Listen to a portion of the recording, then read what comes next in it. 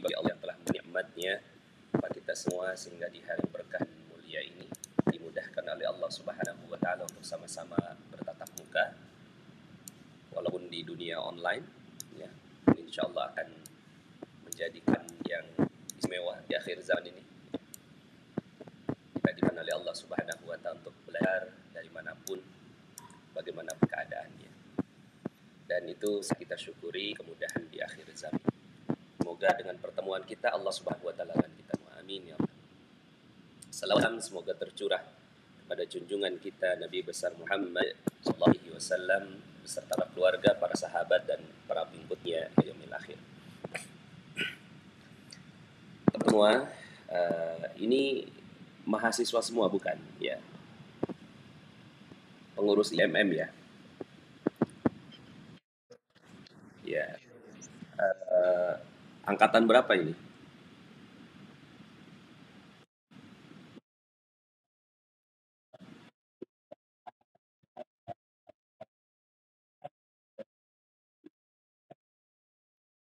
Oke. Alhamdulillah, terima kasih ya. Suara saya cukup jelas ya? Baik. Ya, bismillah, terima kasih atas undangannya ya. Senang sekali bertemu dengan para pemimpin-pemimpin bangsa ya. Akan ini kan pemimpin-pemimpin bangsa di zaman berikutnya ya. Sebentar lagi saya juga waktunya ya, nggak lama lagi pasti harus beralih pada Anda semua. Saya pernah jadi mahasiswa dan rasanya jadi mahasiswa itu masih terkenang sampai sekarang ya. Sekarang saya lagi hobi goes ke UI ya, karena rumah saya dekat UI, kampus saya di UI gitu ya. Jadi ya lagi senang mengenang masa-masa kuliah ya. Dan masa-masa kuliah dulu zaman saya tuh zaman ketika menurunkan Pak Harto itu ya. Jadi saya sempat naik-naik ke gedung DPR MPR itu ya. Teman-teman kayaknya nggak bakal ada kesempatannya sekarang ini ya. Jadi saya memang lulusan kimia Universitas Indonesia. Setelah itu saya ke Malaysia menjadi peneliti. Alhamdulillah satu jurnal ilmiah saya masuk ya dalam jurnal ilmiah Malaysia. Sayangnya karena sudah menikah ya, jadi akhirnya saya harus memilih antara terus di sana dengan berjuang dengan membesarkan dua anak saya. Akhirnya saya memilih untuk pulang ke Indonesia. Dan ketika pulang ke Indonesia, alhamdulillah ya saya banyak aktivitas. Sampai sekarang ini saya sebagai seorang penulis, motivator, dan alhamdulillah buku saya yang sekarang ini masih menjadi bestseller ya di bulan Juni 2020. Terbitnya udah lama ya, di September 2016. Tapi alhamdulillah masih terus menjadi nomor 1, nomor 2 di kelas manajemen. Alhamdulillah atas izin Allah. Judul bukunya adalah Rahasia Magnet Rezeki. Saya mau sampaikan slide ya. Nah, ini lebih kurang slide saya. Ini adalah kegiatan-kegiatan saya di Indonesia ya. Di Pati lebih kurang 1.200 ya, di Makassar 1.000, di Malaysia ya, sempat saya di Malaysia juga, kemudian di Padang, Surabaya, Semarang, Jakarta, Sukabumi. Alhamdulillah setiap pelaksanaan kegiatan acara itu selalu dipenuhi oleh banyak orang ya, jadi banyak sekali pesertanya. Ini yang terakhir di Jakarta 16 November 2019 dihadiri oleh lebih kurang 3.500 orang. Ini di Malaysia tanggal 22 Februari 2020. Saya ada video ya, kita kenalan dulu melalui video yang saya akan tampilkan.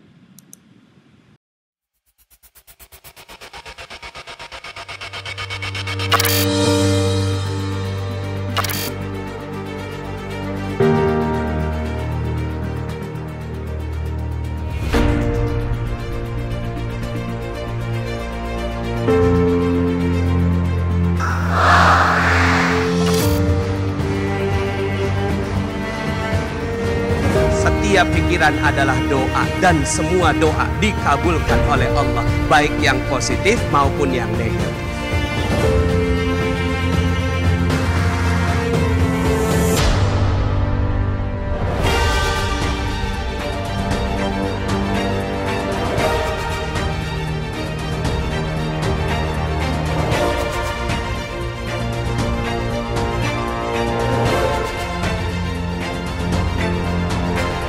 Siapa di sini hadir untuk dapatkan ilmu sebanyak-banyaknya? Angkat tangan saya. Siapa yang ingin dapatkan rezeki berkah berlimpah? Angkat tangan saya. Apa itu magnet rezeki? Apa itu magnet rezeki?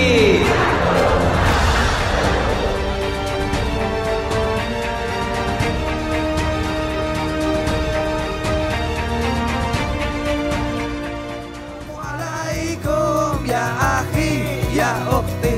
Assalamualaikum ya akhi ya ukhti. Bila hati terasa sedih, bila jiwa terasa hampa, mungkin kita sudahlah lupa berzikir tenangkan jiwa.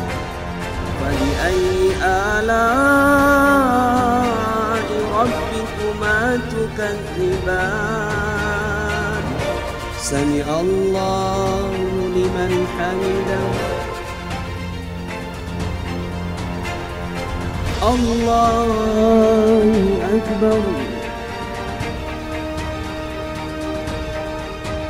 Engkau hadir malam ini ya Allah, dalam keberkahan majlismu yang mulia ini ya Allah. Dengarkanlah rintihan kami ya Allah. Inilah persoalan-persoalan hidup kami yang menghimpit kami. Bismillahirrahmanirrahim. Ya Allah, aku memiliki persoalan sedemikian.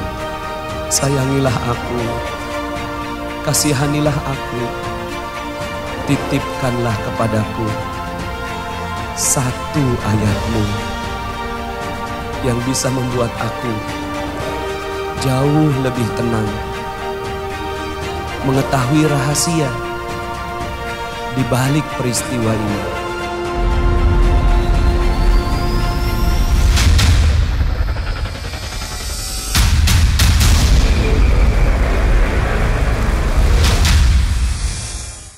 Alhamdulillah, itulah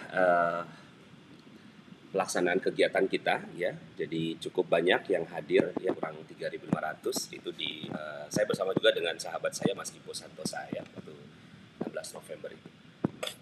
Kemudian ini buku yang saya terbitkan, buku Rahasia Magnet Rezeki, kemudian Kajian Magnet Rezeki, kemudian Diari Garpu Tala. Nah, yang pada kesempatan kali ini kita akan bahas yaitu Diari Garpu Tala ini ya. Jadi ada flyer yang dititipkan ke saya, Pak Nas, kita mau bahas tentang Quranic Immunity ya. Nah, Quranic Immunity itu saya bahasnya dalam buku ini, buku Diari Garpu Tala. Kemudian buku berikutnya adalah buku Magnet Rezeki. Tapi kalau yang ini nih sejarahnya ya. Yang pertama kali bukunya ini saya tulis bersama dengan sahabat saya Mas Ipo Santosa. Kemudian Karyawan Juga Bisa Kaya dan Novel Rania. Nah, buku ini telah mengubah kehidupan ribuan orang, banyak orang yang terubahkan kehidupannya ya, ajaib setelah jalankan materi Magnet Rezeki ya, hutang perusahaan 5,5 miliar langsung lunas ya.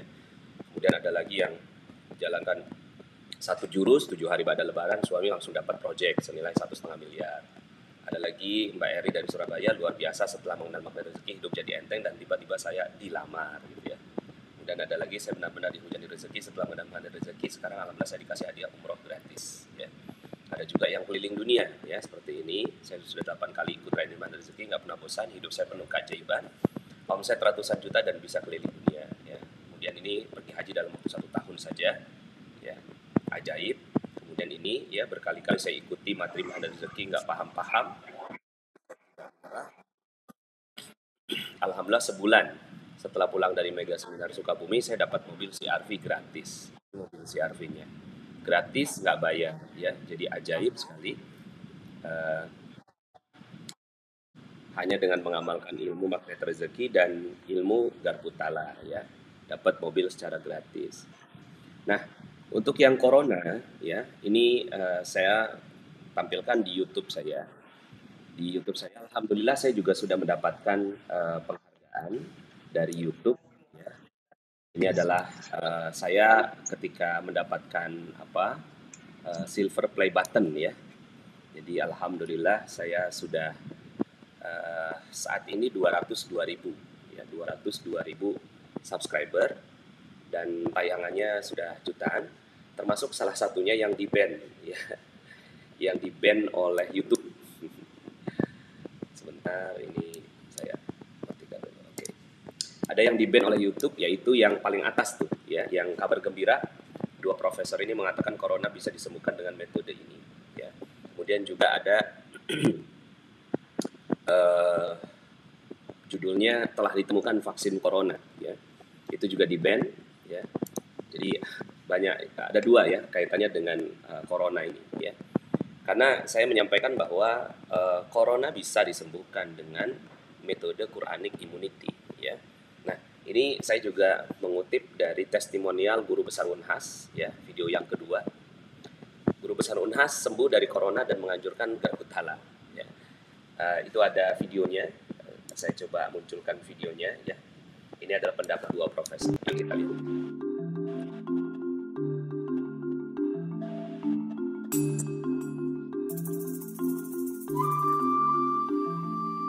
Ini adalah Profesor Dr. Idrus Paturusi, Guru Besar Unhas, dan berkata,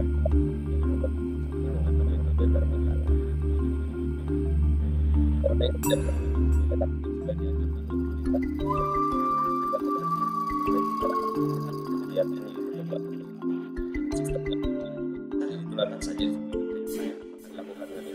Saya mau tanya Prof, karena saya sekarang lagi mengajak teman-teman semuanya, terutama teman-teman Magnet Rezeki itu untuk melakukan garpu tala semuanya, supaya semuanya pada kuat. Apa pandangan Prof? Karena ada orang yang mengatakan ya udah nggak berguna lah itu Al-Quran gitu ya, orang dokter aja nggak bisa menyembuhkan gitu ya. Nah, bagaimana pandangan Prof? Karena sekarang saya lagi dorong semua orang untuk melakukan garpu tala, dizikirkan ayatnya, ditiup di air, diminum.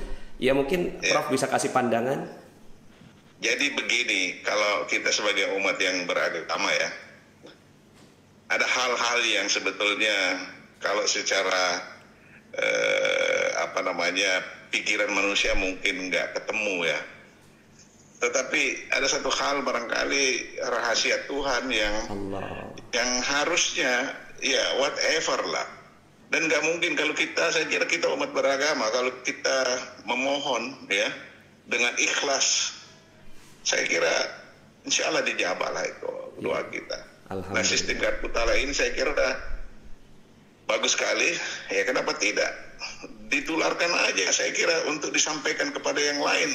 Ya asal kita ikuti dan kita lakukan dengan ikhlas, saya kira itu punya manfaat yang luar biasa. Boleh tahu nggak Prof, waktu garpu tala itu dapatkan surat dan ayat berapa Prof? Al-Maidah ya. Al-Maidah ya. Juz 6 ayat 32. Ayat 32. Iya. Tapi tentu ya sekali lagi bahwa yang menentukan kan yang di atas ya. Betul Prof.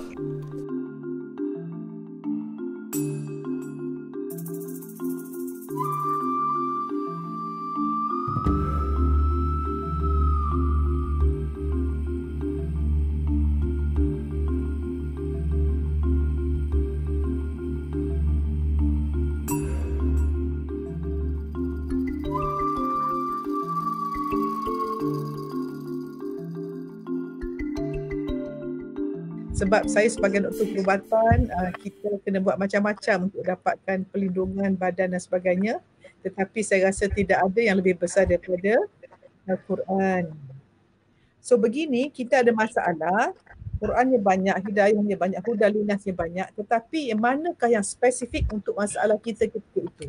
Muka surat mana, mata kita, pergerakan mata, otak, itu pun Allah izinkan. Maka saya rasa ini satu benda boleh digunakan mencari obat spesifik untuk situasi spesifik ketika itu. Kita tepat sasaran insya-Allah. Siapa yang beriman pada Allah dan akhirat, hidup dia magical. Jadi garpu tala ini pada saya ialah kebaikan getaran roh yang bersih itu, berpandu ke kalamullah. Pak Nas, saya akan berikan ini dari segi saintifik Pak Nas ya. Penyakit terjadi apabila agent, virus jumpa dengan host kita berlawan. Dia bercakap kan. Jadi Pak Nas tahu bagaimana? Contohnya kalau air tadi, kita ada sel dalam tubuh, dia panggil sistem imun sel B, Bandung, dengan sel T, Penang mungkin ya. Untuk virus, dia panggil sel T. Ya. Sel T ini dia ada satu sel spesifik nama sel cytotoxic, di mana rupanya sel itu macam ada pedang dia cocok tu virus tu. Dia membunuh segala sel. Jadi bayangkan dengan ayat Quran, dengan getaran, air ada memori, maka kekuatan sel imun T ni melawan virus itu sangat kuat. Allah. Itu dari segi minum air. Dan dengan minum air juga kita ada belief system, keyakinan, ketenangan, kebahagiaan, keimanan, ketakwaan membawa pada sikap yang baik. Dan memang ada kajian saintifik menunjukkan sikap menentukan kesihatan. Mana makna apabila kita berfikir baik, satu region dia panggil hypothalamus di otak kita yang mengeluarkan releasing hormone yang akan menentukan sistem sel pituitary gland, iaitu tempat di mana semua hormon dihasilkan. Maka hormon ini akan mengeluarkan, dia ada yang stress hormon, ada yang tenang hormon. Okay? So kalau stress hormon maka efek negatif, kalau tenang hormon dia akan positif. Dan bila hormon ini pergi kepada sel yang 100 bilion sel kita ada Pak Nas, di pintu sel itu ada receptionist. Penerima resepsionis ada dua, penerima negatif, penerima positif. Bila kita positif, yakin dengan Allah, yakin Al-Quran, kita selawat, kita doa, kita maafkan orang, bersihkan hati, buang segala penyakit hati, virus hati kita buang, maka reseptor yang baik itu akan menghasilkan messenger yang baik pergi kepada nukleus yang ada bahan genetik, yang ada DNA. Allah. Bila kita pergi pada reseptor positif, maka koding genetik kita akan buka untuk menghasilkan protein yang positif. Maknanya kalau dulu orang merasakan genetik menentukan penyakit, itu kesilapan besar. Sebenarnya fikiran, perception, seorang doktor nama Bruce Lipton, dia resign daripada pelajaran profesor di universiti sebab salah ajar. Dulu dia kata genetik menentukan penyakit, sekarang dia discover fikiran, hati, fikiran, emosi menentukan apakah genetik nak dibuka, genetik positif atau genetik positif. Mana genetik hanya alat, tapi penentunya ialah hati kita yang bergantung dengan Allah atau tidak. Joe Dispenza, tajuknya pasal neuroscience. Nanti saya beri tajuk dia. Ya? Okey, terima kasih.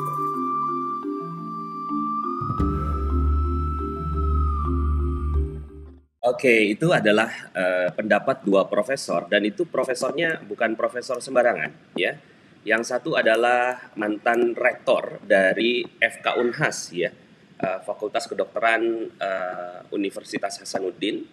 Yang satu lagi beliau guru besar juga, ya, dan beliau guru besar, mantan rektor, dan mengalami corona itu sendiri, ya. Kemudian yang kedua adalah Prof. Muhayya dari Malaysia. Beliau adalah profesor mata, ya. Jadi sangat luar biasa, sangat terkenal di Malaysia. Nah, yang saya agak sedikit sayangkan karena sekarang ini kan berkembang yang namanya kalung anti corona itu, ya. Nah, kalung anti corona itu juga yang menyampaikan Prof. Idrus ini. Seandainya Prof. Idrus fokus gitu, ya, menyebutkan bahwa ada Quranic immunity di sana, ya, insya Allah saya yakin akan ada jadi nilai dakwahnya. Tapi alhamdulillah la kulli hal baguslah, ya. Jadi kalau yang berikutnya adalah ini 14 hari, ya, 14 hari berjuang menghadapi corona, sembuh dengan bantuan Garputala. Ini juga sembuh dari corona alhamdulillah dengan bantuan keajaiban Garputala. Ini juga mantan manajer Timnas Indonesia, kasih tahu rahasianya sembuh dari corona, ya. Jadi itu menggunakan juga metode Garputala. Kemudian yang paling pojok sebelah kanan, ya, itu mengharukan 23 hari suami istri ini dirawat menghadapi corona, sembuh atas izin Allah dengan bantuan Garputala. Ini semua saya sudah upload di YouTube saya, ya. Kemudian ada yang mungkin kedua dari kanan, ya. Yang mana, ya? Dua dari kanan itu. Yang baris kedua itu kanker stadium 4, sembuh dengan wasilah ilmu magnet rezeki. Kemudian ini ada yang kanker juga nih, kanker mana nih, ya? Oh ini, ya. Yang ini, ya. Ibu dokter. Nah, ini dokter juga nih, Dokter Krisanti. Ya, sembuh dari kanker stadium 4, dokter ini akhirnya mengajarkan Garputala ke pasien-pasiennya. Jadi ini adalah sebuah kesaksian-kesaksian yang luar biasa dari orang-orang yang sembuh menggunakan metode Quranic Immunity. Dulu saya menyebutnya ini sebagai metode Garputala. Apa itu Garputala? Garputala itu mungkin kalau karena saya orang kimia, saya tentunya pakai termnya term sains ya. Term sains itu ada 2 garpu, kemudian pada saat yang ini digetarkan, deng ya, kemudian dia mengalir, menggetarkan satunya ya. Nah, itulah yang terjadi ketika 2 garpu itu digetarkan. Akhirnya menjadi teori gelombang gitu ya, teori gelombang. Nah, teori gelombang itu juga yang sebenarnya bisa berlaku kepada seluruh tubuh kita. Saya pribadi, saya meneliti tentang arsenik ya. Saya kimianya kimia analisa. Jadi ada air misalnya, jadi dari segelas air begini ya. Kemudian bekasnya ini ya.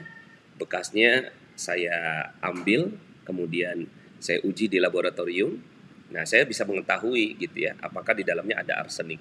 Mungkin kalau di kedokteran itu di patologi klinis ya.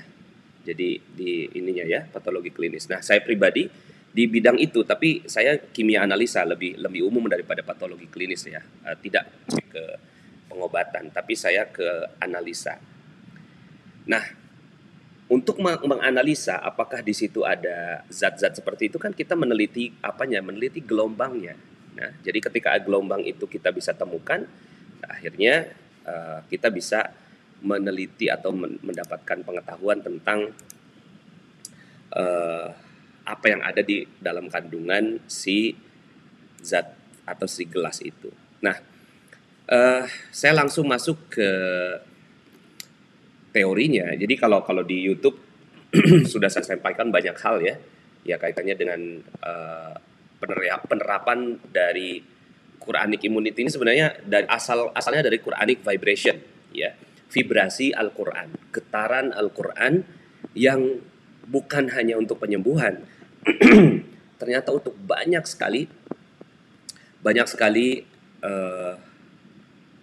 hal dalam kehidupan ya, seperti selamat dari tsunami, itu ada korban first travel, dapat mobil seharga 2 miliar ya, kemudian hutang 500 juta lunas, penghasilan meningkat 5 kali lipat, beli Pajero cash ya, kemudian total dapat 3,5 miliar gitu ya. Nah, ini semuanya adalah ilmu-ilmu magnet rezeki, dan salah satu magnet rezeki yang paling dominan digunakan itu adalah ilmu Quranic Immunity itu atau Quranic Vibration.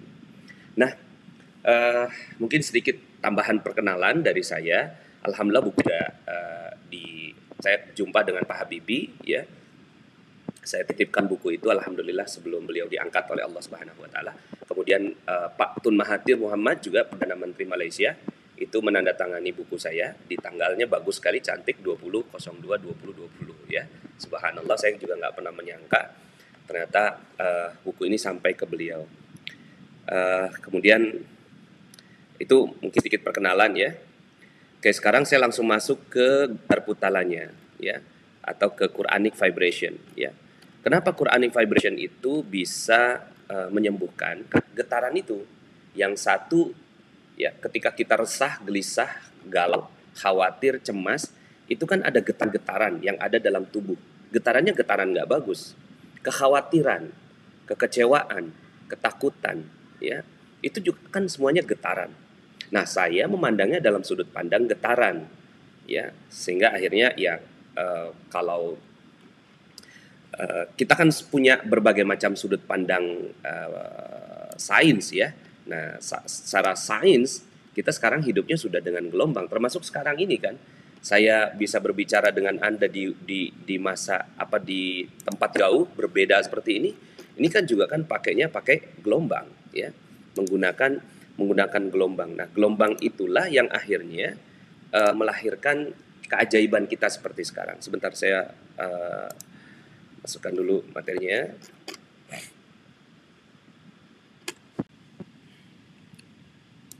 Nah, jadi dengan gelombang itu akhirnya kita bisa memberikan terapi ya kepada orang yang mengalami hal yang nggak bagus. Ya, seperti ini penelitiannya Dr. Masaru Emoto ya. Jadi ada bangga ketika sebuah air diberikan ucapan kata-kata ya, thank you, arigato gozaimasu, terima kasih, shishi, merci, kemudian ditiup gitu kan, gitu ya. Jadi air ini ditiup ya, setelah mengucapkan kalimat-kalimat baik, lalu kemudian dibekukan minus 5 derajat Celcius dengan mendadak, lalu kemudian diperhatikan bagaimana pembekuannya ya. Nah, ketika diteliti pembekuannya itu dan dipoto dengan foto mikroskopik, dilihat bahwa susunannya seperti berlian. Tapi ketika ya diberikan ucapan you make me sick atau kata-kata yang nggak bagus, maka ketika dipoto secara mikroskopik nggak bisa dapat gitu ya. Yang dapat adalah malah meleleh begitu, kayak nggak bagus begitu. Nah, begitulah ketika seseorang itu berada dalam ketakutan, kecemasan, ya kegalauan, ya yang paling umum di masyarakat kan stres, ya. Tadi dalam penjelasannya Prof Muhaya itu kan ternyata ada hormon stres, ya, yang diproduksi oleh pikiran, ya. Dan saya yakin teman-teman semua bisa memahami bahasanya Prof Muhaya tadi.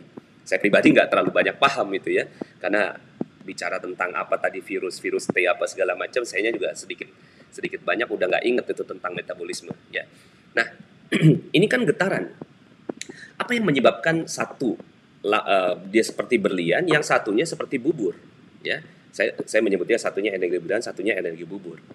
Apa yang menyebabkan itu terjadi perubahannya ketika ditiup gitu kan? Dibacakan sesuatu, itu bacanya juga bukan bacaan-bacaan yang istimewa, cuma terima kasih, thank you gitu ya, tapi diucapkannya dengan kalimat yang baik. Ternyata ada penelitian yang menyebutkan tentang perbedaan itu.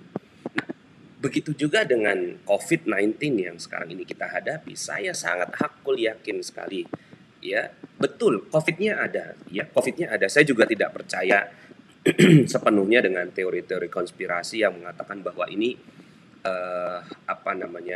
ada yang ingin mengambil keuntungan. Oke, betul lah, bisa jadi memang ada yang hal seperti itu, tapi COVID-nya betul ada ya, virusnya udah menyebar, mau siapa yang menyebar, dibaliknya kan ada Allah segalanya gitu ya.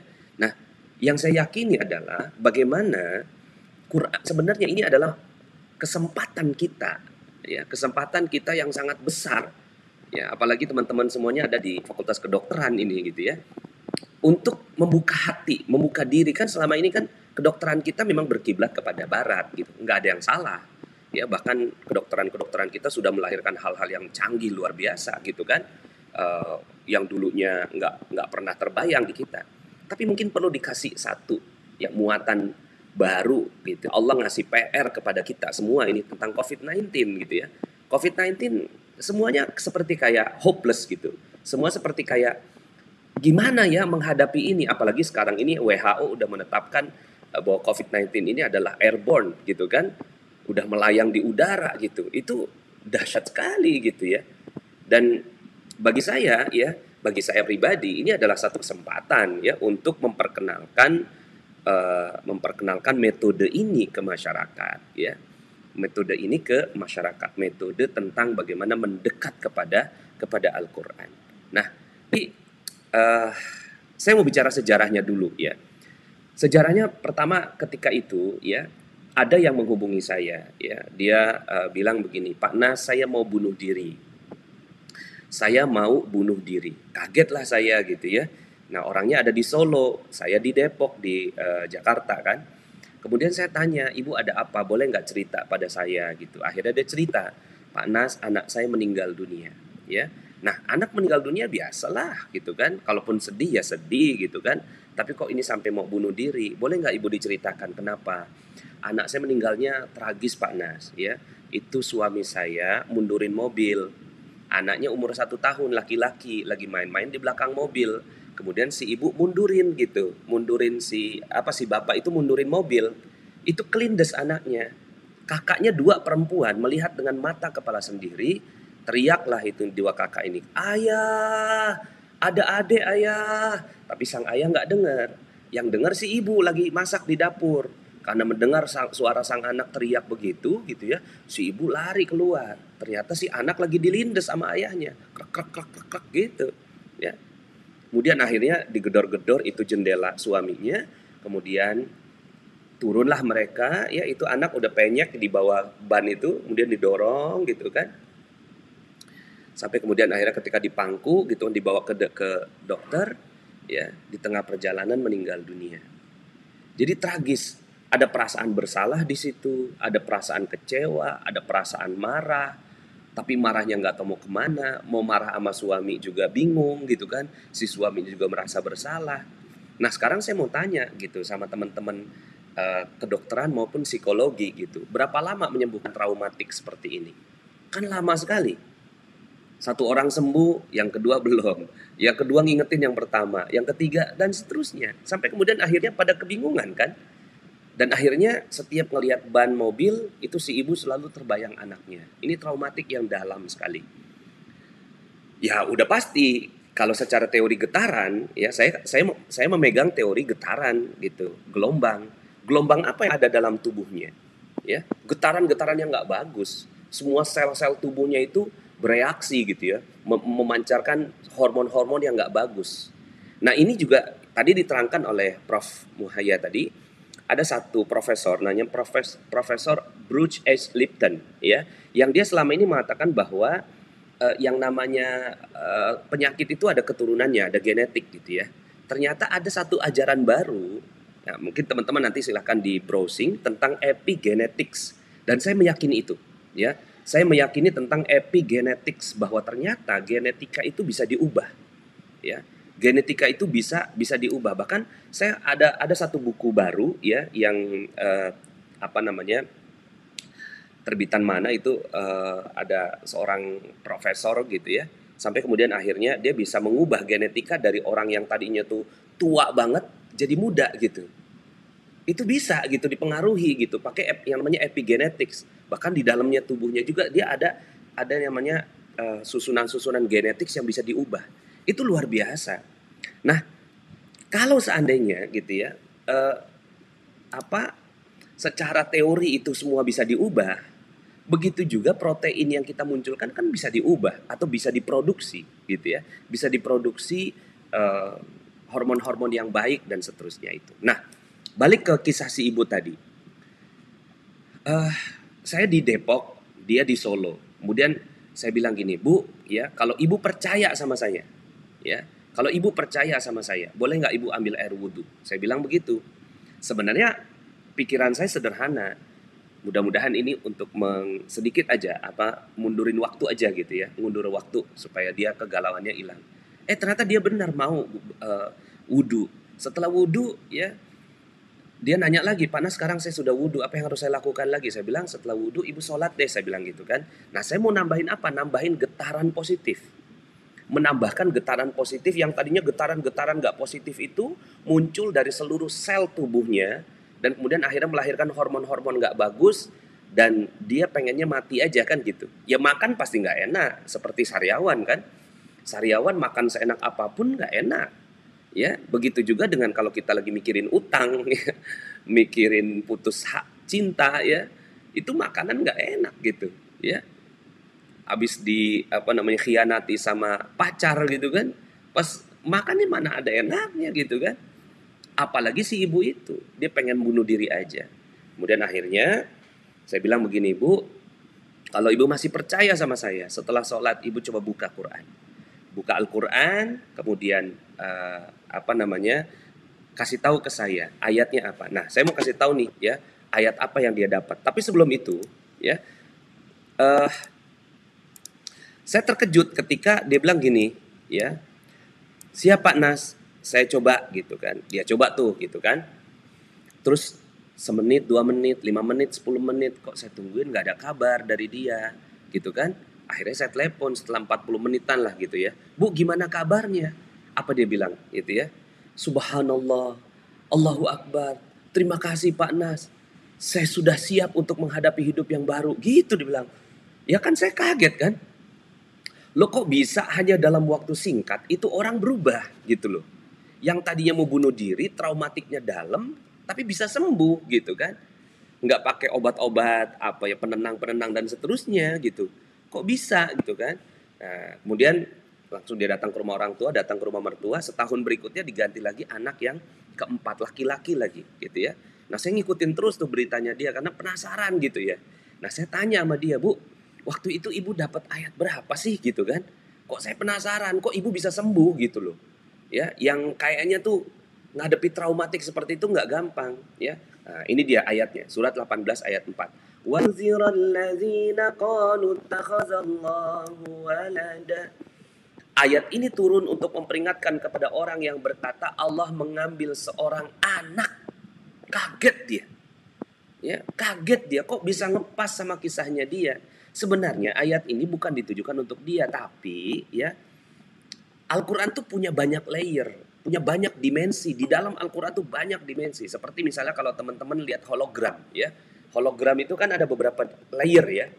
Ketika ngelihat ke sini, ngelihatnya gambarnya apa, ngelihat ke sini gambarnya apa, itu bisa 4 layer, 5 layer gitu. Al-Quran begitu. Mungkin ayat ini ditujukan kepada orang-orang yang mengambil anak sebagai Tuhan. Tapi bagi si ibu ini yang dari Solo, ya, di situ ada kata-kata Allah mengambil seorang anak, bergetar hati dia. Kok Allah tahu? Karena di kepalanya dia dituduh Allah, kenapa kau ambil anakku? Kenapa kau ambil dengan cara yang tragis? Kenapa kau ya jahat sekali ya Allah, gitu kan? Ayat berikutnya. Mereka sekali-kali tidak punya pengetahuan tentang hal itu, begitu pula nenek moyang mereka. Alangkah jelek kata-kata yang keluar dari mulut mereka, mereka tidak mengatakan sesuatu kecuali dusta. Kagetlah si ibu ini, gitu kan, nangis dia, seakan-akan diomeli oleh Allah karena dia nuduh Allah, ya, dan Allah marah. Ayat berikutnya, ini dahsyat sekali ayat berikutnya. Maka apakah barangkali kamu akan membunuh dirimu? Kagetlah dia, karena dia memang pengen bunuh diri, ya, bergetarlah dia, gitu kan. Kemudian ayat yang berikutnya jadi syifa. Sesungguhnya kami telah menjadikan apa yang ada di bumi sebagai perhiasan baginya, agar kami menguji siapa di antara mereka yang terbaik perbuatannya. Nangislah dia nih, ya. Nah, mungkin kalau kita yang membaca ayat ini sekarang, mungkin biasa aja ya. Tapi bagi si ibu itu, gitu kan, yang dia benar-benar ingin mempertanyakan sesuatu itu kepada Allah Subhanahu wa taala, ya bergetar hatinya dia, gitu ya. Nah, saya ketika dapatkan kisah ini, itu seperti dapat durian runtuh, gitu. Karena saya pun sedang dalam kondisi traumatik, gitu. Saya dalam kondisi depresi, stres, saya jantung saya bermasalah ya, persoalan jantung saya sempat diopname 3 hari karena jantung, irama jantung saya nggak bagus, gitu ya. Ya karena menghadapi minus 21 miliar pada saat itu. Umur saya masih 30 tahun gitu kan, tapi saya dihadapi dengan amanah hutang sebesar 21 miliar gitu. Gemeteran gitu kan, marah, stres, ya asam lambung naik gitu kan, kepala migrain gitu. Nah, ini kan semuanya faktor-faktor psikosomatis gitu loh, faktor-faktor yang yang getaran-getaran tubuh yang nggak positif, kalau bahasa saya gitu sederhananya, karena saya orang kimia. Getaran yang nggak positif itu. Nah, pada saat saya dapetin ayat ini gitu kan, loh, ibu itu bisa sembuh. Bismillah, mudah-mudahan saya bisa sembuh juga. Saya pakai lah, saya coba gitu kan. Saya coba gitu kan, ini gitu kan pada diri saya. Setiap ada debt collector datang, saya buka Quran, ya Allah, ini ada debt collector, saya buka, alhamdulillah langsung tenang gitu ya. Terus kemudian pernah juga waktu itu istri saya diancam sama tukang gitu kan, diancam sama tukang karena saya pergi umroh, terus kemudian istri saya tinggal gitu kan, terus kemudian ternyata tukang nggak dibayar 2 minggu gitu. Akhirnya SMS ke istri saya, ibu jahat, jilbab aja panjang lebar gitu kan, ya tapi kelakuan iblis, kata si tukang gitu ya, namanya juga tukang gitu ya. Kami akan datang ke rumah ibu, terserah apa yang terjadi, kami sudah kalap, sudah lapar gitu. Nah, SMS itu dikirim ke saya. Nah, apa yang terjadi pada diri istri saya? Kan ada gelombang-gelombang nggak bagus yang ada dalam dirinya gitu kan. Nah, pada saat itu saya kebingungan, uang nggak ada, orang nggak percaya, udah mau minjem orang juga nggak ada yang percaya, material nggak ada yang mau minjemin, bank udah nggak ada yang percaya, perlu minus 21 miliar. Kemudian akhirnya saya coba itu, ya Allah gitu kan, itu ada istri saya, ya Allah. Ya saya tinggalkan ini, sekarang saya lagi tugas, masa iya ya Allah, ya saya tidak mendapatkan keajaiban dalam kondisi seperti ini. Saya buka Al-Quran, ayatnya ini, wa madabatin fil ardi illa 'alallahi rizquha. Dan tidak ada suatu binatang melata pun di bumi, melainkan Allah lah yang memberikan rezekinya. Istri saya itu langsung, ya apa bahasa anak-anak sekarang, auto tenang gitu loh, ya. Yang tadinya tuh galau luar biasa gitu kan, langsung auto tenang gitu. Ya, saya kalau dalam training itu saya ukur, ya. Saya ukurnya itu ukuran sederhana. Coba sekarang tulis persoalan kamu, gitu kan? Ditulis itu, ya persoalan mungkin diusir dari mertua, gitu kan? Terus kemudian, ya berapa skornya? Oh, skornya 10, ya skor galau tuh, gitu kan? Skor galau 0 sampai 10, gitu kan? Nah, pas dibuka Quran, skornya langsung auto 0 gitu, ya. Langsung 0, sep gitu, ya. Nah, ini yang saya sebut sebagai getaran yang menyembuhkan. Apa yang terjadi pada istri saya kirim tuh. Ya, ayatnya istri saya nih Mi, gitu kan. Coba kamu zikirkan. Dizikirkan sama istri saya. Apa yang terjadi? Setelah dizikirkan, ya, itu uang masuk. Uang masuk. Sebelum si tukang datang, uang masuk dari konsumen yang udah lama ditagih-tagih nggak bayar-bayar gitu. Nggak bayar-bayar tuh gitu. Nah, pada saat itu, ya, tiba-tiba aja itu orang itu bayar. Pas tukang datang dikasih duitnya, selesai. Ya, saya juga pernah dipanggil polisi, ya. Saya pernah dipanggil polisi, panggilan kepada Tuan Nasrullah, ya minus 21 miliar adalah yang dilaporkan ke polisi. Gemeteranlah saya tuh menerima surat polisi itu pas saya buka gitu kan. Panggilan kepada Tuan Nasrullah atas tuduhan penipuan dan penggelapan, ya, dengan ancaman 4 tahun penjara. Kemudian saya udah tahu ilmu ini kan, gitu kan. Quranic vibration ini, ya Allah tolong gitu kan. Nah, saya dapatnya ayatnya ini, ya. Coba lihat ya teman-teman kalau jadi saya. Wadduha wal laili idza saja, ya. Demi waktu duha, demi malam apabila telah sunyi, Tuhanmu tiada meninggalkan kamu dan tiada pula benci kepadamu. Kan saya nanya, ya Allah, kok ya saya gini-gini amat, ya Allah, sampai dilaporkan polisi, ya Allah, gitu ya. Kemudian Tuhanmu tiada meninggalkan kamu dan tiada pula benci kepadamu. Dan sungguh akhir itu lebih baik bagimu dari permulaannya, dan kelak Tuhanmu pasti memberikan karunia-Nya kepada kamu, lalu hati kamu menjadi puas. Masya Allah, ya, saya langsung tenang dong, gitu kan. Dari galaunya level 10, ke level 0, gitu. Nah, akhirnya saya ketagihan gitu ya, saya cobain. Tapi saya nggak berani ceritakan kepada siapa-siapa. Saya cuma praktekkan ini ke istri saya, ke anak-anak gitu kan. Yuk kita praktek gitu kan. Pas dibuka tepat, dibuka tepat, dibuka tepat, dibuka tepat, dibuka tepat, dibuka tepat. Akurasinya sampai 100%. Ya. Tentu akurasi dengan presisi berbeda ya. Teman-teman pasti paham ya yang namanya ilmu statistik ya. Ada akurasi, ada presisi. Nah, kalau presisi itu mesti tepat banget ya, sampai 0 tuh. Tapi akurasinya kok ya setiap dibuka Al-Quran gitu ya, dengan metode yang tepat ya, itu tenang sekali gitu. Rasanya tuh zero, udah tenang gitu. Sampai kemudian akhirnya saya beranikanlah bikin buku itu, Diari Garputala. Ya, dulu saya namakannya pakai bahasa Indonesia tuh, Garputala. Itu getaran lah intinya. Ketika kita getarannya nggak bagus, itu seperti satu garpu itu. Kemudian digetarkan dengan satu garpu yang berikutnya. Deng, kan getar tuh. Ketika kita buka Quran, ya Allah tolong aku ya Allah. Pas dibuka gitu ya, bergetar tuh, kan ada gelombang yang nyampe gitu. Itu gelombangnya pasti masuk. Kan gitu. Nah, pada saat gelombang itu masuk gitu, itu langsung meluruh semua energi-energi nggak positif gitu.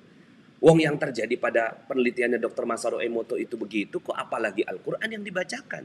Dan udah banyak, ya banyak sekali penelitian-penelitian lain yang mungkin teman-teman semuanya coba dibongkar lagi, penelitian tentang pengaruh azan ya kan terhadap tumbuhan ya, kemudian pembacaan murattal terhadap bayi gitu ya, kemudian pembacaan apa terhadap, kan ada itu ya, dan itu secara ilmiah itu bisa diterangkan, secara ilmiah bisa diterangkan itu adalah pengaruh gelombang gitu ya, gelombang energi positif. Nah, saya ada video yang menerangkan tentang penjelasan ini. Yuk kita lihat dulu video berikut ini. Bismillahirrahmanirrahim. Assalamualaikum warahmatullahi wabarakatuh. Video ini adalah video lanjutan dari video pertama yang berjudul Kabar Gembira Telah Ditemukan Vaksin Corona. Banyak yang komentar atas video itu, dan kebanyakannya alhamdulillah mensupport metode Garputala untuk disebarluaskan. Sebanyak 93,6% like videonya. Apalagi dengan tambahan keyakinan testimoni yang disampaikan oleh Profesor Idrus, guru besar Unhas dan mantan rektor, yang sembuh dari corona dengan bantuan metode ini. Yang videonya saya sampaikan di sini. Ada juga yang nyinyir, bully, dan mempertanyakan kebenaran metode garpu tala tersebut. Sangat wajar, karena ini sesuatu yang baru dan mungkin bagi sebagian orang, video itu terlalu berani dan mengada-ngada. Tidak, yang saya jelaskan di video itu benar adanya. Saya sudah menjalankannya selama 9 tahun ini, dan saat ini pun saya menangani konsultasi banyak PDP atau pasien dalam pengawasan yang sedang diisolasi. Hari-hari saya dipenuhi dengan konsultasi untuk membesarkan hati mereka, agar mereka mendengarkan audio-audio positif dari saya dan menzikirkan ayat garpu tala yang didapatkan. Untuk menjawab yang bertanya, maka mari sama-sama kita bermain logika. Jika WHO katakan bahwa inilah vaksin yang sudah teruji, kira-kira apa yang dilakukan oleh warga dunia? Ya, pasti mereka akan menerima dan berbondong-bondong membeli dan mengkonsumsinya, walaupun harus membayar mahal. Apa bedanya dengan saya? Allah sebagai pencipta saya mengatakan, inilah obat corona. Ya, Allah sudah nyatakan begitu. Corona adalah penyakit. Al-Quran adalah obat dari segala penyakit. Maka dengan penuh iman saya mengkonsumsinya. Alhamdulillahnya biayanya gratis dan alhamdulillah banyak yang sembuh. Tapi pendapat saya itu mungkin beda dengan sebagian Anda. Anda masih perlu menunggu WHO dulu yang vaksinnya harus sudah melalui uji klinis. Itu pilihan yang bagus juga sih, karena saya juga kan peneliti. Maka saya menghormati hasil penelitian dan semua metodenya. Tinggal pertanyaan saya, kapan Anda akan dapatkan vaksinnya? Data yang saya dapatkan, vaksin itu baru bisa diproduksi 18 bulan lagi. Belum lagi distribusinya, belum lagi biaya untuk membayarnya. Apa yang kira-kira akan terjadi dalam masa tunggu 18 bulan ke depan? Berapa banyak nyawa yang melayang? Berapa banyak jeritan orang yang tidak lagi bisa mencari nafkah? Berapa banyak negara yang ekonominya bangkrut? Yunani tanpa corona saja sudah dinyatakan negara bangkrut. Bagaimana jika terhempas corona? Saat ini seluruh negara-negara maju di seluruh dunia kebingungan. Lalu bagaimana dengan negara kita, Indonesia? Menunggu 18 bulan, apa kira-kira yang akan terjadi pada negara kita selama masa menunggu? Ada prediksi mengatakan di Indonesia akhir April ini akan mencapai 71.000 orang yang positif corona.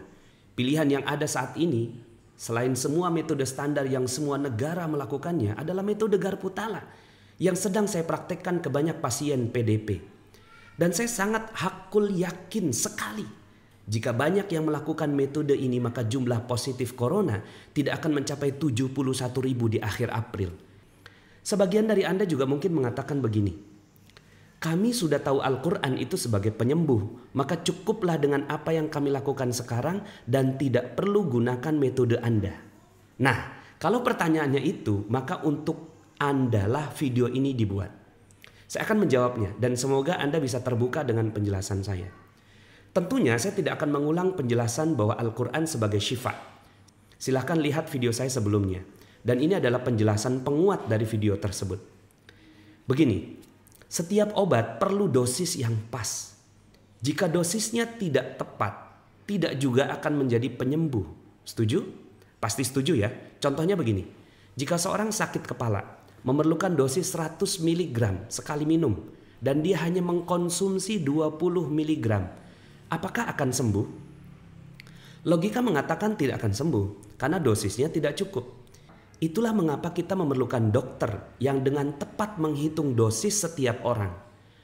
Walaupun obat mungkin bisa dijual bebas, tapi kita tetap memerlukan dokter karena setiap orang memiliki dosis berbeda dan dokter yang bisa menghitung itu. Nah, begitu juga dengan Al-Quran. Al-Quran sebagai penyembuh juga memerlukan dosis yang tepat, yang setiap orangnya berbeda-beda. Fikirannya, kerisauannya, lingkungannya, interaksinya dengan Al-Quran, keyakinannya, dan banyak faktor yang membuat setiap orang unik dan memerlukan dosis yang berbeda-beda untuk setiap penyakit, untuk setiap orang. Lalu bagaimana menentukan dosisnya? Mau dibuat rumit? Ya bisa. Mau dibuat sederhana? Juga bisa. Saya memilih berusaha menyederhanakan. Menentukan dosis ayat yang tepat adalah dengan melihat getaran ayatnya. Contohnya begini, ketika membaca Al-Fatihah, berapa getarannya? Antara 0 sampai 10. Makin tinggi, makin bergetar jiwa. 10 itu sampai bergetar dan menangis ketika membacanya. Kalau Anda berapa? Saya bertanya pada banyak orang, jawabannya bervariasi. Ya karena setiap orang punya interaksi berbeda dengan surat Al-Fatihah itu. Ada yang menjawab 2, 4, 5, bahkan 9. Ada juga yang 10.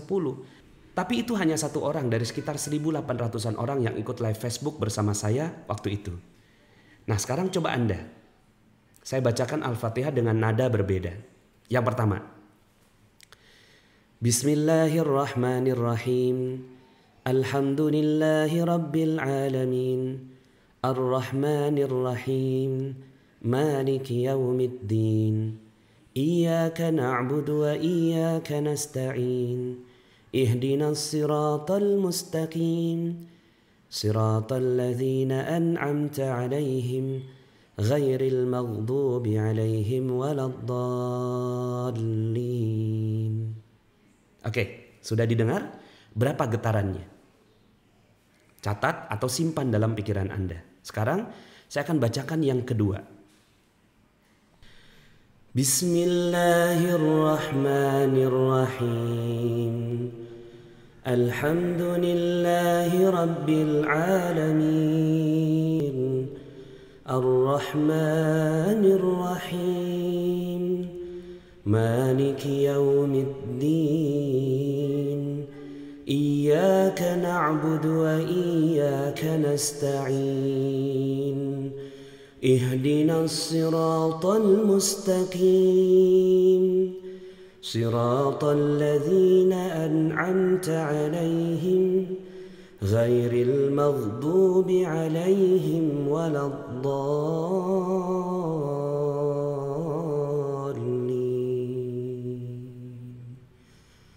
Amin. Oke, sekarang berapa getaran yang kedua? Apakah ada perbedaan? Yes, itulah getaran Al-Quran. Memiliki dampak yang berbeda-beda.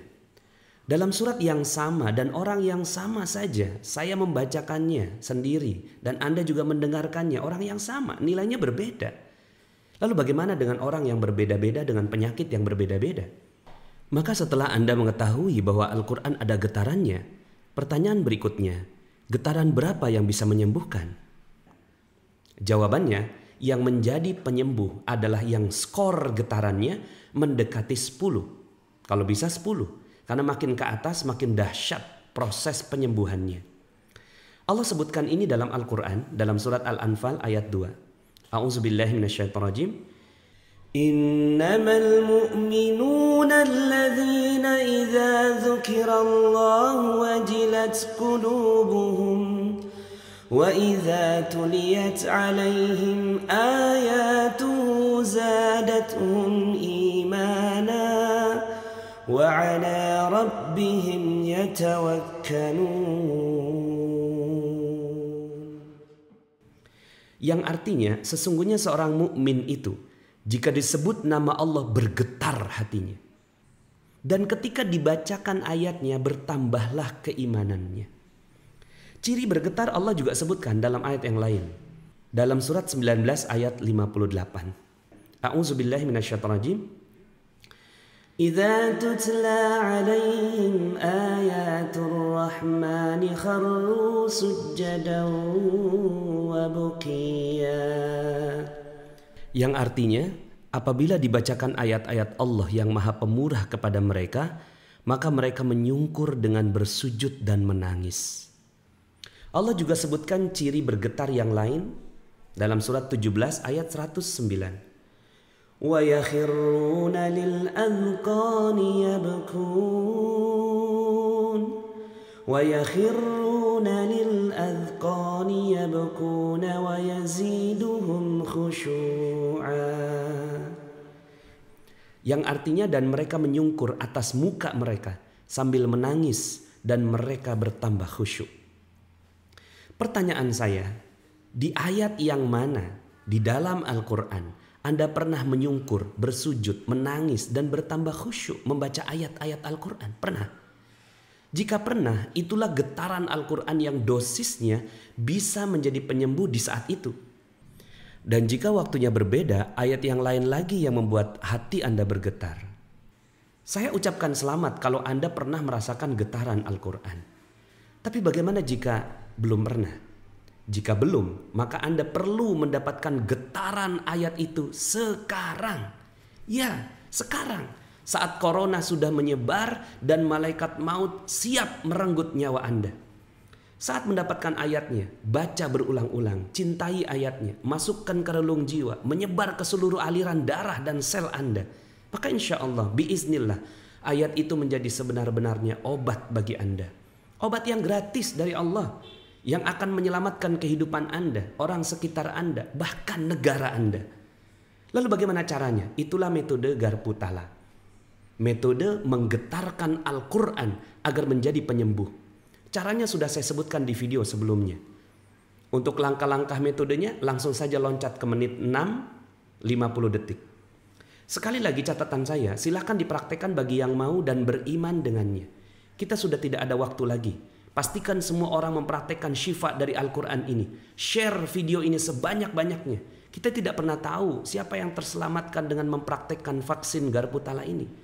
Semangat saya semakin berkobar ketika Profesor Idrus, guru besar UNHAS yang saya sebutkan di awal, mendapatkan ayat وَمَنْ أَحْيَاهَا فَكَأَنَّمَا أَحْيَا النَّاسَ جَمِيعًا. Barang siapa yang menyelamatkan kehidupan satu orang manusia, maka seolah-olah dia telah menyelamatkan kehidupan manusia seluruhnya. Al-Maidah ayat 32. Yang ternyata ayat ini digunakan di halte-halte bis di Jerman untuk mengkampanyekan penyelamatan corona. Akhirnya, tidaklah usah banyak berdebat, karena perdebatan tidak akan menghentikan corona. Tapi kalau Anda yakin, maka saya mengajak Anda untuk setel diri Anda ke mode jihad. Bukan jihad perang, tapi jihad memperkenalkan metode ini ke banyak manusia, agar Anda dicatat sebagai orang yang menyelamatkan nyawa orang lain.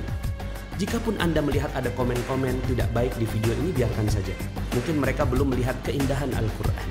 Dan mari sama-sama kita doakan mereka mendapatkan hidayah. Semoga video ini memberikan manfaat untuk Anda, keluarga Anda, dan orang-orang yang Anda kasihi. Salam cinta dari saya, sahabatmu, Nasrullah. Assalamualaikum warahmatullahi wabarakatuh.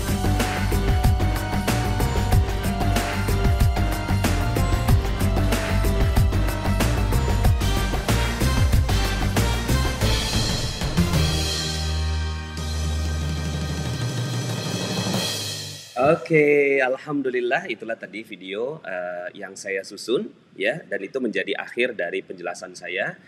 Lebih kurang ya, caranya sederhana sebenarnya.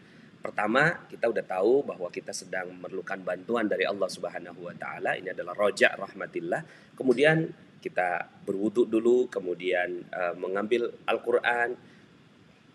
Upayakan setelah sholat ya, bisa sholat fardu, bisa sholat sunnah. Lalu setelah itu tanyakan kepada Allah, ya Allah, sungguh ya Allah, aku tidak tahu ya apa yang harus kulakukan terhadap corona ini ya, tapi aku minta kepadamu, titipkan kepadaku satu ayat yang bisa membuat aku mendapatkan imunitas terbaik darimu dengan menggunakan Al-Quran ini ya. Kemudian tambahkan perasaan khusyuk ya, kemudian minta kepada Allah Subhanahu wa taala, titipkan kepadaku satu ayat. Nah, ayat yang terbuka pertama kali ya sudah, itu saja yang dilihat gitu ya. Itu yang dilihat pas dibuka pertama kali, lalu kemudian itu yang dilihat, kemudian ya dilihat positifnya. Jadi kalau ada di situ nanti ada kata-kata yang nggak positif, itu adalah satu teguran dari Allah Subhanahu wa taala untuk kita. Katakan misalnya yang terbuka 16, teruskan 17, 18, 19, pas yang 20 positif atau doa atau harapan, itulah imunitas terbaik untuk Anda di satu urusan itu. Nah, saya pribadi, saya tiap hari baca Quranic Immunity ini ya, saya dapatkan ya Allah ya, saya ingin titipkan kepadaku satu ayat ya Allah yang bisa membuat aku terjaga dari corona ini, aku dan keluarga. Dapat saya ayat ya. Ayat saya adalah, nah ini kan ayatnya setiap orang berbeda-beda, dosisnya setiap orang berbeda-beda ya. Kalau saya suratnya surat Al-Haqqah. فَأَمَّا مَنْ أُوتِيَ كِتَابَهُ بِيَمِينِهِ فَيَقُولُ هَاؤُمُ اقْرَءُوا كِتَابِيَهْ إِنِّي ظَنَنْتُ أَنِّي مُلَاقٍ حِسَابِيَهْ فَهُوَ فِي عِيشَةٍ رَاضِيَةٍ فِي جَنَّةٍ عَالِيَةٍ قُطُوفُهَا دَانِيَةٌ كُلُوا وَاشْرَبُوا هَنِيئًا بِمَا أَسْلَفْتُمْ فِي الْأَيَّامِ الْخَالِيَةِ. Saya baca beberapa kali, lalu kemudian saya tiup di air. itu kan ada getaran. Getaran yang sampai pada air itu. Lalu kemudian diminum. Ya, ketika diminum, maka yakin. Tapi yang yakin di sini bukan petantang petenteng. Mana corona, ya saya sudah ya kebal dengan corona. Itu sombong namanya. Enggak, ini ya sikap kita ada di pertengahan. Takut banget juga nggak boleh. Takut banget nanti kan ada hormon-hormon stres yang akhirnya muncul, malah itu yang nggak bagus kan, ya. Takut banget nggak boleh, petantang-petantang nggak boleh. Maka kita perlu jalur tengah. Nah, jalur tengah ini yang mana gitu?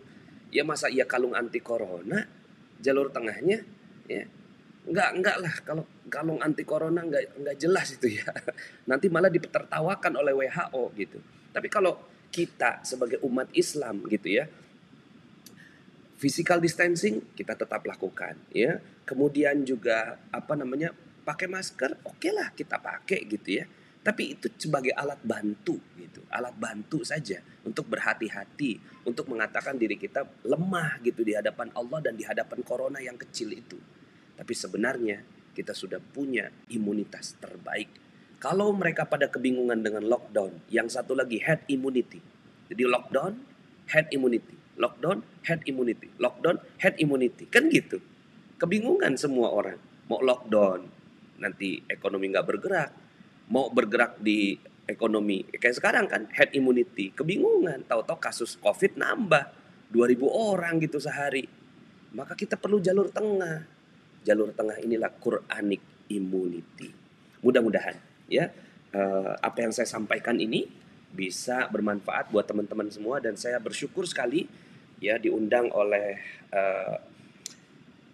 komunitas ilmiah ya, yaitu Fakultas Kedokteran ya dari Unimus ya.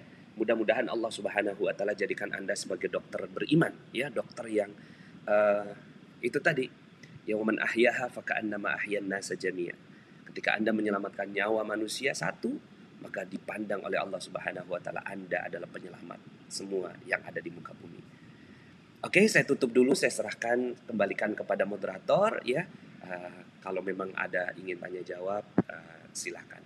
Terima kasih. Billahi taufiq wal hidayah. Assalamualaikum warahmatullahi wabarakatuh.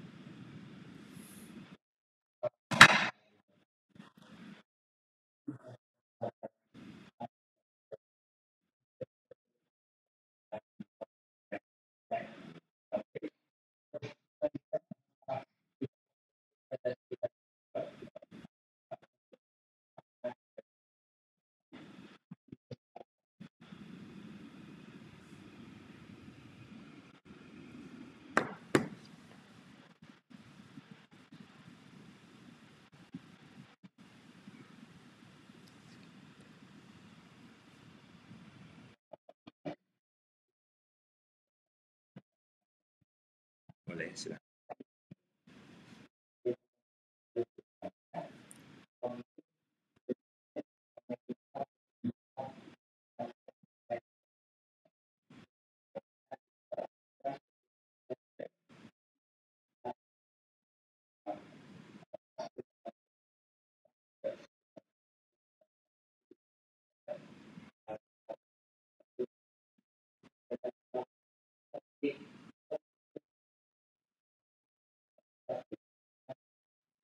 Baik, terima kasih ya.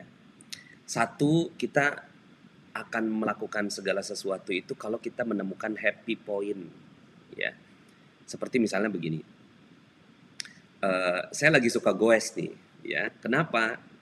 Karena olahraga itu nggak enak, iya kan? Olahraga tuh nggak enak. Siapa yang bilang olahraga itu enak? Nggak enak gitu ya. Enak kan rebahan kan gitu ya. Rebahan tuh enak banget rasanya gitu. Tapi perut saya mulai buncit gitu. 4 bulan lockdown ya. 4 bulan lockdown lah. Mulai tuh saya merasa aduh, ini kalau kayak gini gitu kan, akhirnya badan juga udah mulai nggak enak, mulai masuk angin gitu kan. Nah, kemudian akhirnya saya coba olahraga senam di rumah. Kemudian akhirnya nggak berlaku tuh senam gitu kan. Kemudian karena capek gitu. Pas saya sepedahan gitu ya, sepedahan nemuin happy point, dapat happy pointnya, ternyata malah jadi kangen sama sepedahan. Nah, begitu juga dengan Al-Quran. Al-Quran kenapa kita nggak terlalu suka dengan Al-Quran atau sebagian orang gitu ya? Ya, yang nggak enak lah Al-Quran itu, satu nggak ngerti, ya kan? Ya, masih mending nonton komik gitu kan? Ya, ngelihat baca komik masih mending, masih ngerti gitu kan? Walaupun bahasa Inggris gitu ya.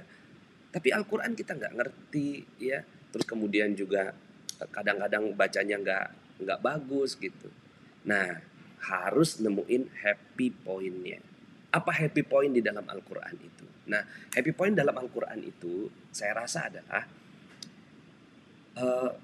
kita keluarkan dulu pertanyaan kepada Al-Quran. Misalnya, ya Allah, kok saya lagi diputus sama pacar saya misalnya gitu ya, mudah-mudahan sih enggak ya. Atau enggak ada yang pacaran gitu ya.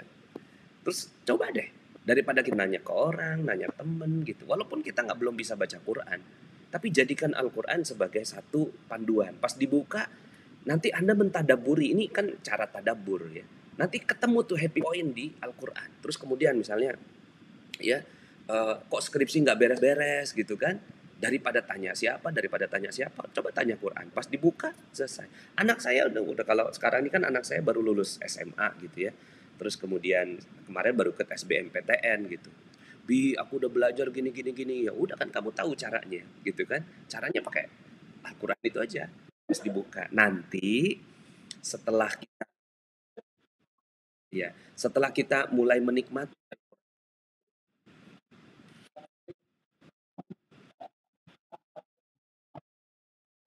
ya.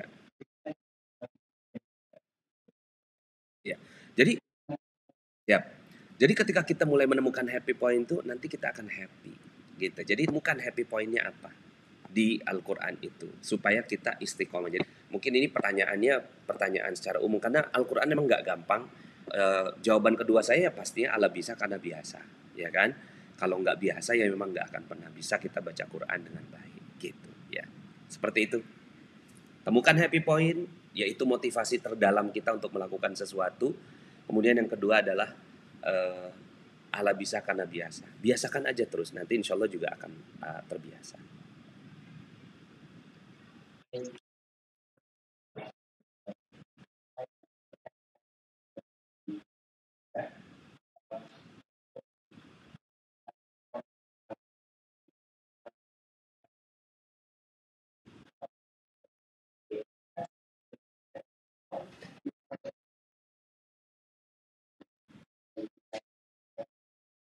Baik. Ya. Oke, nah ini saya praktekkan ya. Ini Al-Quran ya. Jadi sebenarnya ada satu ayat di dalam Al-Quran. Walaqad yassarnal Quran. Telah dimudahkan Al-Quran. Maka Al-Quran ini cocok untuk tukang beca, untuk profesor, untuk mahasiswa, untuk pasien. Cocok. Telah dimudahkan Al-Quran itu. Memang sih Al-Quran tuh banyak dimensi ya. Ya kalau mau dipelajari sampai kayak Profesor Quraisy Shihab, ya panjang itu ceritanya. Harus menjadi seorang yang memahami mantik, balago, nahu, sorof gitu kan. Ya banyak sekali ilmu Quran, ulumul hadis gitu kan. Asbabun nuzul, itu banyak sekali ilmu kalau seandainya kita mau menjadi Profesor Quraisy Shihab gitu kan. Tapi kalau kita mau menjadi seorang yang melezatkan diri di dalam Al-Quran, Allah akan mudahkan. Oke, itu dulu ya. Jadi yakin dulu.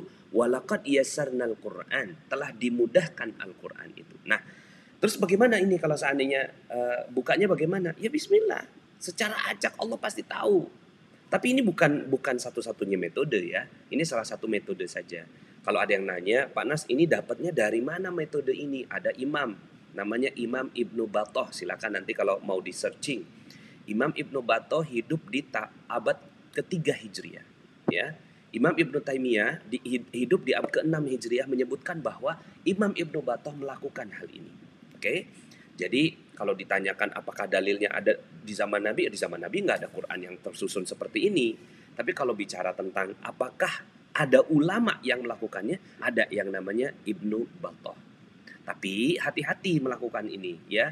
Makanya kenapa akhirnya saya sarankan untuk belajar setelah itu. Tapi bismillah, insya Allah Allah maha memudahkan kita. Nah, jadi pada saat itu ya Allah aku punya persoalan gitu kan, skripsi nggak beres-beres ya. Titipkan kepadaku satu ayat yang memudahkan aku, yang membuat aku jauh lebih tenang ya Allah gitu ya. Aku sadar mungkin aku ada kesalahan, tapi ya Allah ya aku yakin Al-Quran bakal membantuku. Kemudian buka aja, baca Al-Fatihah dulu ya. Baca Al-Fatihah, kemudian pelan-pelan buka gitu kan. Pada saat dibuka gitu, dibuka, langsung aja tunjuk yang mana yang pertama kali terlihat di mata. Pas terlihat di mata, kalau saya dapat ini ya, wabasyiril mu'minina. Ini ayat yang saya dapatkan. Wabasyiril mu'minina bi anna lahum minallahi fadlan kabira. Itu yang kepala saya, mata saya langsung masuk. Wabasyiril mu'minina. Saya langsung lihat di Al-Qur'an di HP. Artinya apa ya kan? Ini kan wabasyiril mu'minina dan berikanlah kabar gembira kan gitu ya. Subhanallah, ini ngepas banget nih. Ngepas. Allah kasihin yang indah buat kita. Wabasyiril mu'minina. Berikanlah kabar gembira kepada orang-orang beriman bi anna lahum ya, bahwa di sisi Allah itu minallahi, dari sisi Allah fadlan kabira, ada keutamaan yang besar ya.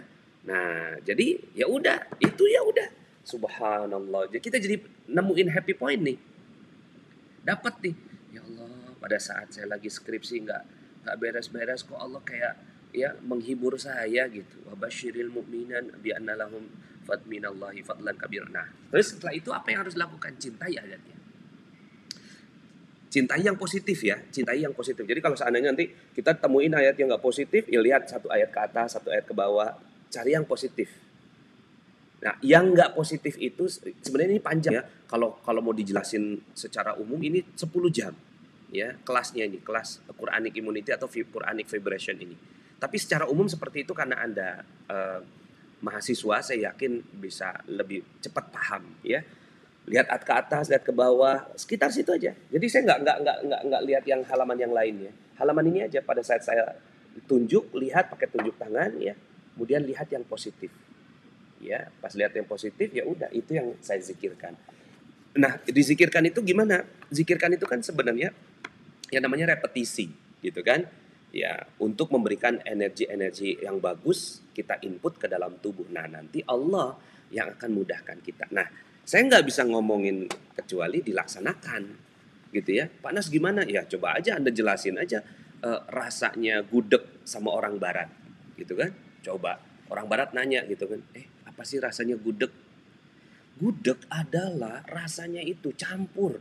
Ada yang manis, ada yang asin, itu ada krenceknya tuh agak-agak pedas dikit gitu. Terus kemudian Anda terangin ke orang Barat gitu. Gimana coba ngeteranginnya? Nggak bisa. Ya, ambil aja gudeg, cobain diri kan gitu. Begitu juga dengan garpu tala ini, saya nggak bisa terangin. Ya, saya cuma neranginnya tuh ya begitu, ada teorinya. Teorinya ini gitu. Tapi kalau Anda mau tahu, Anda rasain deh. Pulang dari sini, coba searching aja tulisan-tulisan saya tentang garpu tala. Garpu tala Pak Nasrullah gitu ya. Itu nanti ada beberapa tulisan-tulisan yang menyebar di internet tentang hal itu ya. Seperti itu ya. Jadi caranya seperti itu enggak. Memang ada ayat-ayat yang spesifik gitu. Misalnya kayak ruqyah. Ruqyah itu kan ayatnya spesifik. Dan itu memang betul gitu. Ada sesuai dengan sunnah Rasulullah ya. Ini kalau menghadapi ini bacanya ini ya. Kemudian misalnya masuk ke hutan, bismillahirrahmanirrahim kalimatullahi tammati min syarri ma khalaq gitu kan. Itu ada spesifik. Ketika ada petir bacanya apa itu. Nah, cuma kan itu buat orang-orang yang belajar. Buat orang-orang yang umum dan awam, untuk persoalan-persoalan yang kita nggak ngerti, ya inilah metodenya. Begitu ya.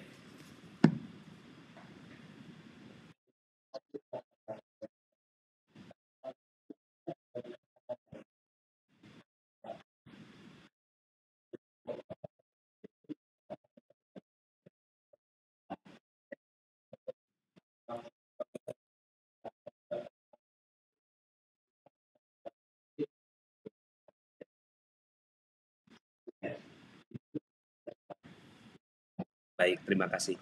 Kenapa namanya garpu tala? Tujuan saya supaya orang awam itu bisa mendekat kepada Al-Quran. Itu tujuan saya. Ya, jadi tujuannya adalah, ya kalau dibilangin tadabbur Al-Quran, langsung pada, waduh ini kelas apa lagi nih gitu kan. nanti saya harus pakai kerudung, pakai apa itu aja, karena metode dakwah saya kepada orang umum, kepada orang awam. Nah, beda-beda tuh. Kalau kepada orang awam ya saya bilang garpu tala ya kan, supaya mereka penasaran gitu kan, tapi namanya kok asik, unik gitu. Kalau ke kalangan terdidik saya sebutnya Quranic vibration, ya, getaran Al-Quran. Kenapa bukan tadabur Quran? Tadabur Quran metodenya berbeda. Tadabur Quran itu ya metodenya berbeda daripada ini gitu ya. Ini untuk menemukan getaran Al-Quran. Jadi memang metode yang berbeda. Pertanyaan yang tadi yang berikutnya adalah apakah bisa buat yang non muslim atau yang muslim yang baru-baru? Bisa banget. Saya udah mengislamkan lebih kurangnya 4 orang, 5 orang ya menggunakan metode ini. Belum Islam malah, non muslim ikut training saya. Non muslim ikut training saya. Pada saat sesi tahajud saya minta ikut tahajud juga. Tapi nggak sholat, tapi di belakang gitu. Terus kemudian saya minta teman-teman yang lainnya ngajarin wudhu gitu. Saya bilang, saya nggak ngajak Anda ke Islam ya, saya bilang gitu kan.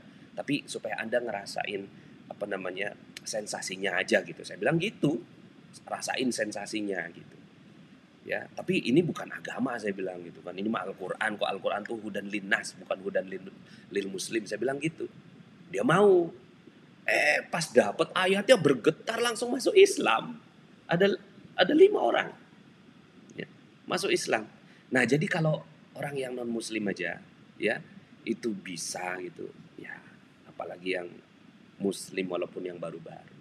Insyaallah Al-Qur'an cocok untuk semua manusia.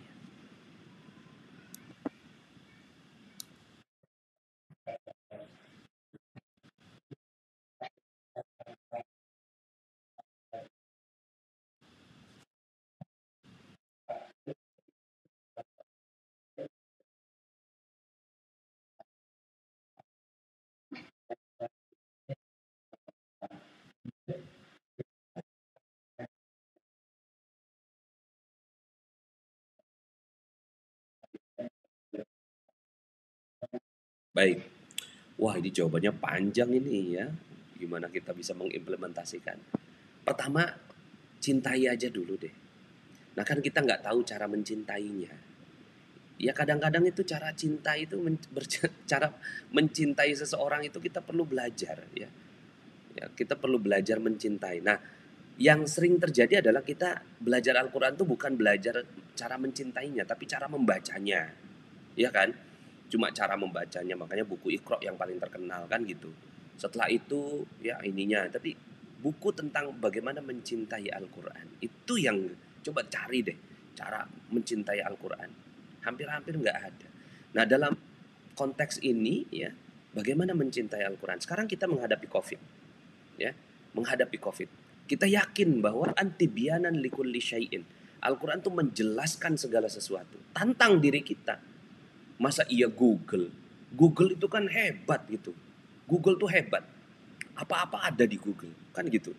Sekarang coba saya mau tanya siapa di sini yang nggak kenal Google? Pasti kenal. Siapa di sini yang tiap harinya selalu googling? Saya yakin semua di sini nih 50 sekian orang ini, 74, udah 74 orang ya pesertanya. 74 orang ini saya yakin googling tiap hari. Nah sekarang pertanyaan saya gitu kan, ini kan ada persoalan. Jadi mulainya dari persoalan itu aja tuh. Mengimplementasikan Quran tuh dari mana? Ada apa sekarang? COVID. Ya kan? COVID. Ya udah COVID. Implementasi. Katanya kan suruh mengimplementasikan Quran. Ada COVID tapi kok nggak diimplementasikan? Wong kita ada apa-apa nanyanya Google. Cara hidroponik. Baru ketik nih hidr. Gitu kan? Langsung tuh dia kasih suggestion. Ponik gitu. Mau nanya nasi goreng aja ke Google. Resep nasi goreng kampung. Kan gitu. Baru kita tulis resep. Nah. Dia kasih tuh ya suggestion si goreng kan gitu. Betapa cerdas itu namanya artificial intelligence kan gitu. Kecerdasan buatan. Lo yang cerdas buatan aja kayak gitu loh, imitasi itu loh. Yang palsu. Kecerdasan palsu kan gitu. Kecerdasan buatan aja sebegitu hebatnya. Sekarang saya mau tantang. Ini ya, ini pakai green screen jadinya begini ya. Ini lebih hebat daripada Google. Saya malah bersyukur ada Google. Saya bersyukur ada Google dan saya pakai. Apakah Pak Nas nggak pakai Google? Ya pakai. Rugi kalau nggak pakai. Cuma karena ada Google saya jadi tahu bahwa ini nilainya jutaan miliaran kali lipat daripada Google. Kalau Google itu adalah kecerdasan imitasi, yang ini namanya kecerdasan ilahiyah atau ilahiyah intelijen. Kalau artificial intelligence saja sudah bisa seperti ininya, apalagi ilahiyah intelijen. Nah, implementasikan itu dari semua persoalan. Ya, semua persoalan. Kayak sekarang saya pengen nerbitin dinar, ya kan? Saya pengen nerbitin dinar. Ya. Kan mikir kan, kenapa kok nggak ada dinar ya gitu. Ya, saya pengen beli dinar, adanya emas batangan gitu loh. Pengen yang dinar, tapi dinar begini. Ya udahlah, bikin aja dinar sendiri kan gitu. Saya garputala dong. Pas garputala, subhanallah. Ya udah bikin kata Al-Quran gitu. Sekarang bikin, bentar lagi nih kita launching 3 Zulhijjah, 24 Juli. Itu dari garputala itu. Jadi luar biasa. So, bismillah teman-teman ya. Mudah-mudahan jadi makin penasaran sehingga pengen kenal lebih dalam. Untuk mengenal lebih dalam, silakan teman-teman ada website saya atau masuk aja di Telegram ya. Di Telegram itu free ya, free semua. Di sini ya, ikuti, nah ini ada running text-nya, ikuti materi magnet rezeki secara gratis. Ya, di channel Telegram T.me audio magnet rezeki ya. Kalau info-info kegiatan saya itu di T.me rahasia magnet rezeki. Nah, semuanya free, gratis semua yang ada di sana ya. Juga ke YouTube ya. Di YouTube itu cari aja Nasrullah Magnet Rezeki. Di sana ada banyak sekali ilmu-ilmu yang saya sampaikan di channel tersebut. Demikian ya, mudah-mudahan bermanfaat Mas Desmond, terima kasih banyak. Mudah-mudahan ini Mas Desmond udah skripsi belum?